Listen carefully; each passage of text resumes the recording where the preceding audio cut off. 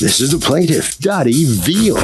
She says the defendant stole valuable belongings from her aunt's apartment as she was dying in the hospital. When she confronted the woman, she denied it. She doesn't know what kind of crazy stunt the defendant's trying to pull during this difficult time in her family, but she isn't about to let her get away with it and is suing the thief for $5,000, the amount she's owed.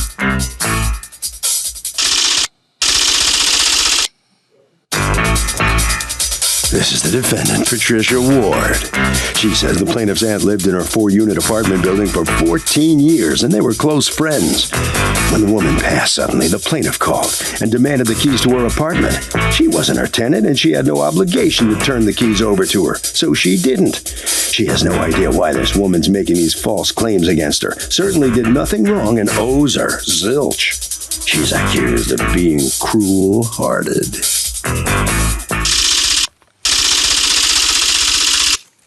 The defendant has filed a countersuit for $1,000 for pain and suffering. All parties, please raise your right hand. Be seated. Come to order, please. Litigants have been sworn, Your Honor. Thank you, Douglas. You're welcome, ma'am. Okay, Dottie Veal and Clara Veal. That's your deceased aunt? Yes. Okay, you're suing Patricia Ward and Robert Ward. Who is Robert Ward to you? Robert Ward is my son. Your son, okay. Yes. And you, I guess you're both the owners of the apartment? Yes. Okay. And you'll be representing both of you?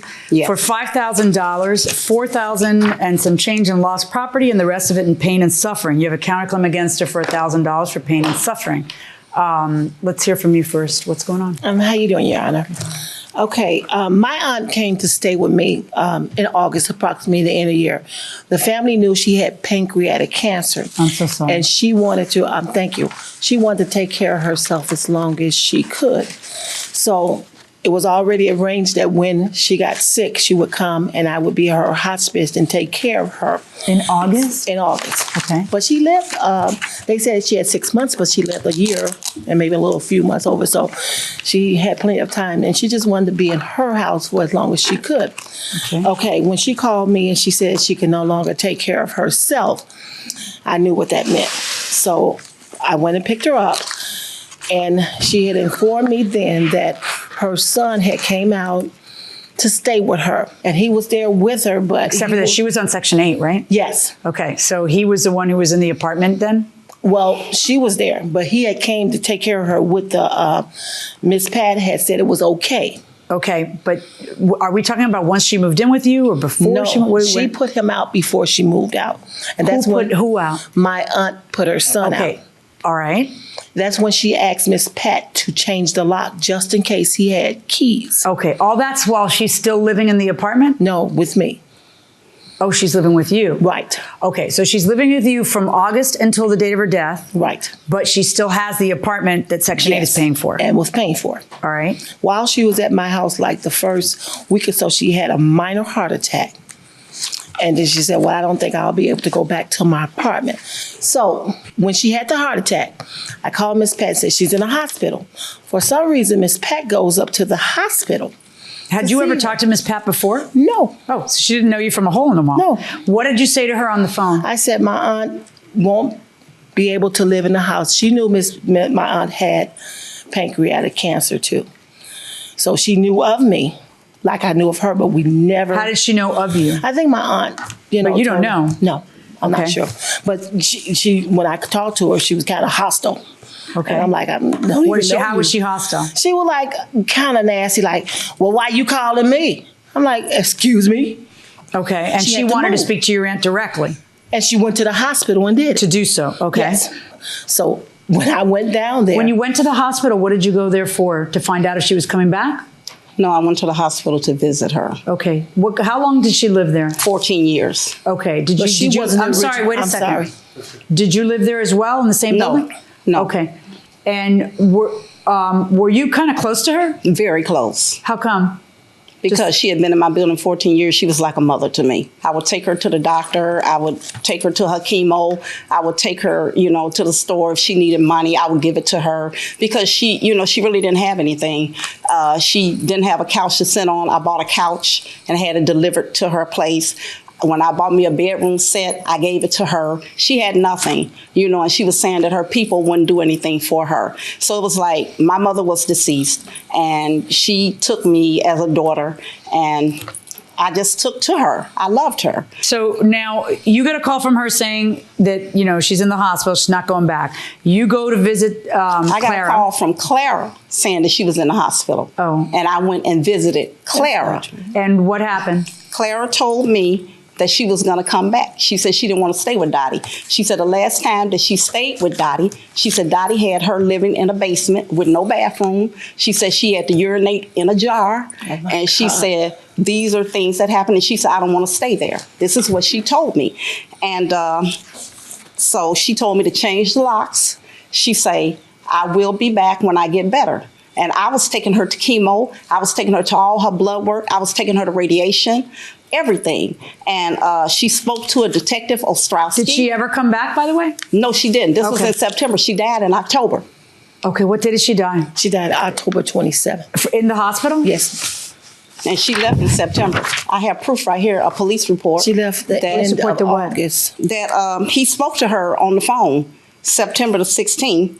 And she said that she wanted her locks changed and she did not want anyone to have the key and that she would be returning back to her apartment once she got well. The plaintiff says the defendant is amazingly cruel, stealing stuff from her aunt's apartment as she lay dying. The defendant says quite the opposite. She was the woman's lifeline. Let's listen. Okay, let me ask you a question. You're here because according to you, after your aunt passes away, actually, while your aunt was in the hospital, you tried to gain access to the apartment. Several times. See, that's untrue. I don't know what she's talking about. I went to church with my aunt every Sunday. My father is the minister. Can I just ask you, what happens? She's in the hospital and you try to gain access to the apartment because you want to do what? She had medicines and little jars and stuff because she was a diabetic too. So everything was to be transferred over to my house. She had a portable. How do you do any housework with those nails? How do you write with those slowly. nails? How do you do anything with those nails? Very How can you slowly. function? Oh my gosh. I would pick her off of the couch or her bed and take her to the toilet. So doing things because I. So when you're trying to gain access into the apartment, what happened? I called her up.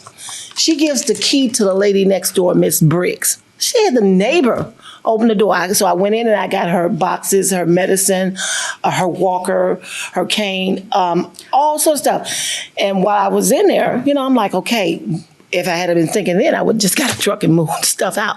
But we try to do things the right way. Okay, so what did you do? We just got her medicine and stuff and left because she was coming home from the hospital. Okay, and then at another time, you go back there. I go back. This time I take my sister Vanessa, who wrote a statement. This is after she passed, because all the time I'm telling her, on the day that my aunt died, because I went and got the power of attorney, because that's what they told me it would take for me. See, she was going through Section 8. Section 8 was telling me, okay, get a power of attorney so you can take care of her. Not only That's her. not how it works, though. Once your aunt is deceased, you need to be the executor of her estate. Did you go to court and get an order naming you? You're here to sue because what are you saying? You're saying stuff is missing. A lot of You stuff. went back a few times before she passed and after she passed and got stuff, but you didn't get everything. No. According to you, there was still stuff there, such as what? Oh, it was a bed mattress, a stove, tables. It's quite a bit of stuff because we only moved the refrigerator, a bed frame, a dresser. Okay, now why are you letting them take stuff?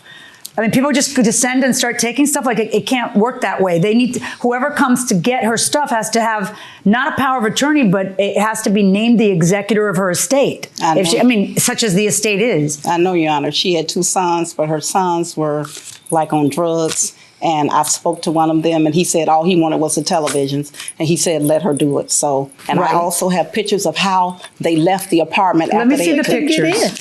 Now, this is after they've been there how many times? About 5, 6, 7 times.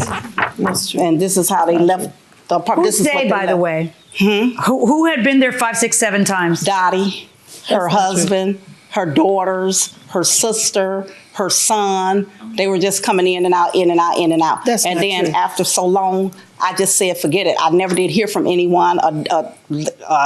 niece by the name of Dosha came, and that's what they left in there. And after a while, I had to call Waste Management because I had to clean the apartment out because it was like November the 19th, and this stuff is still in my apartment, and I need to rent my apartment out. So I have a letter from them stating that I had called them because a tenant was moving out, and they never came to get the stuff back. You say that again.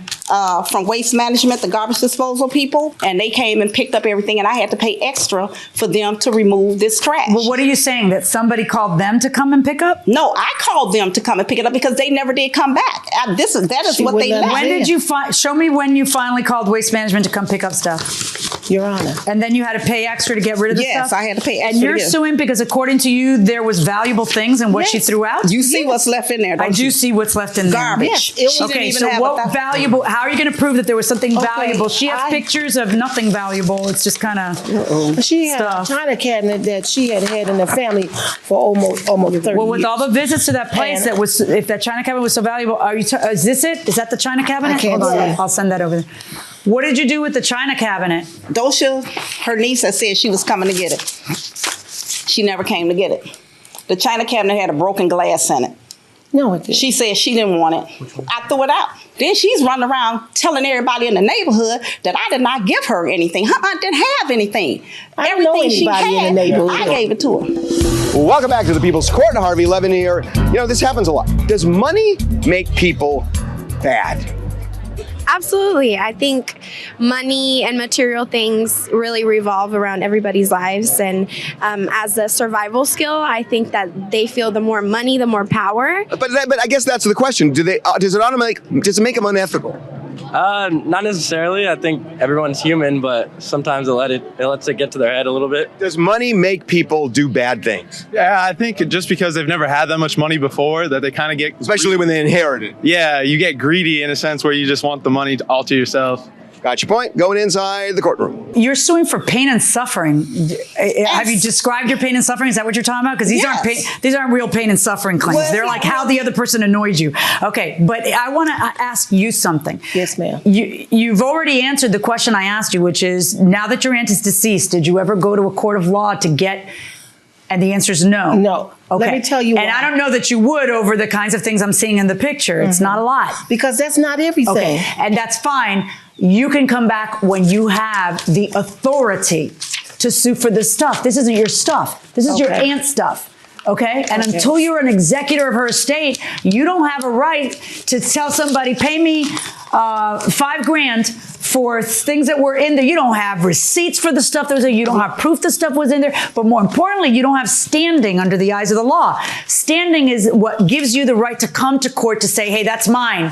Or I'm in charge of this stuff, so I get to sue. If you're not the executor, you can't sue on behalf of Clara. If you wish to pursue this, what you must do is go to probate court, explain that you're the next of kin and that you were the closest, and then they'll probably make you get the signatures of her sons and whatever else, and then you'll have an order making you the executor. And when you do that, then make sure that you come to court with the proof that there were items in there and the value of those items before you claim someone has to pay you $5,000, okay? That's my judgment, so I'm dismissing this without prejudice to you to bring it up again if and when you ever become the executor. As far as your $910 claim for pain and suffering, no. And as far as your counterclaim against her for pain and suffering, no. Those do not pain and suffering cases make. Good luck, folks. Thank you. Well, come on out here, and this. How tough is this case to? Well, you're smiling at least. So. Well, I'm kind of upset because she lied through her teeth. My aunt didn't trust her as far as she can throw her. She said she was a thief. She always told me she was going to take her stuff, and that's all we talked about. But you know what? She's in a better place. Well, didn't she take care of your aunt and look after her? No, she and was do getting things paid for her. Are you going to probate court to try to become the executive? Oh, yes, sir. All right. Yes, sir. All right, then you can get something done if you do that. Okay, head right down this way. All right, so come on in here. Why don't they appreciate the things that you say you did for her aunt? I don't know. I don't understand. They never did anything for their aunt. Their aunt was left there by herself. I cooked for her. I took her to the doctor. I heard you. I did everything. Why don't they appreciate it? They're just some ungrateful people, like her aunt said. Her aunt told me, don't trust them. She told me don't trust them. She had her aunt living there in the basement, urinating in a jar. Let's go to Harvey. Okay, when somebody dies and there's an estate hearing, and when you have an estate and you're trying to probate a will, small claims courts don't handle that. It has to go to probate court. There are certain courts that certain cases have to go to. That has to go to probate court. That will do it for this case. Litigants for the next case on the way into the courtroom right now.